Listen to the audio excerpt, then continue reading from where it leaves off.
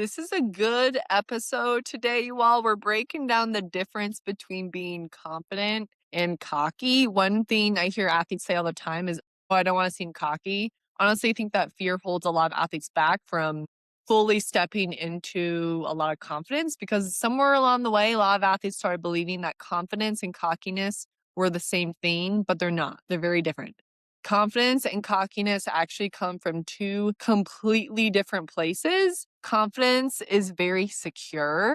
Cockiness is usually very insecure. So a confident athlete does not need to constantly prove themselves to everyone around them. They don't need attention every single second.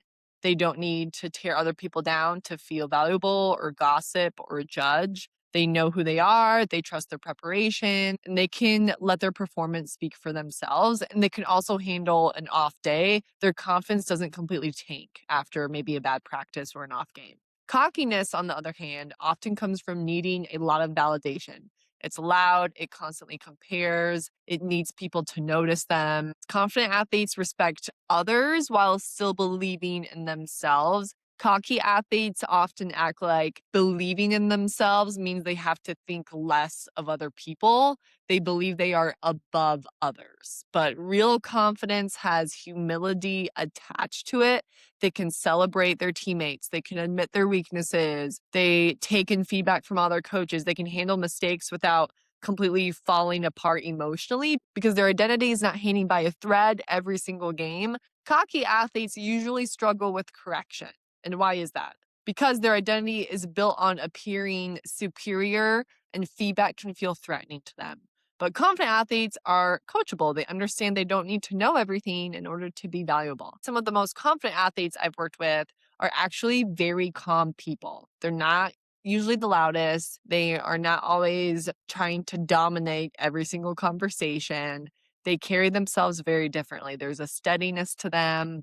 Another huge difference is confidence is very internal, but cockiness can be very performative. So confident athletes don't need to constantly announce how good they are.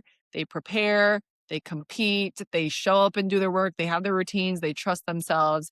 Cockiness often wants people to see confidence more than they actually want to build it. They play for the flashy plays and the highlight reels. They post every time they do some sort of workout. I also think this conversation matters because sports culture sometimes sends mixed messages. Athletes are told to be confident, but then the second they truly believe in themselves, people will say, "Oh, wow, well, you're cocky." So then they shrink themselves and they stop expressing that belief and they stop playing freely. But confidence is not arrogant. You're allowed to believe in your abilities, play aggressively, be proud of your work ethic, trust your preparation, compete with conviction. That's not cockiness. Cocky says, I'm better than everyone. Confident says, I know what I'm capable of. Those are two very different mindsets.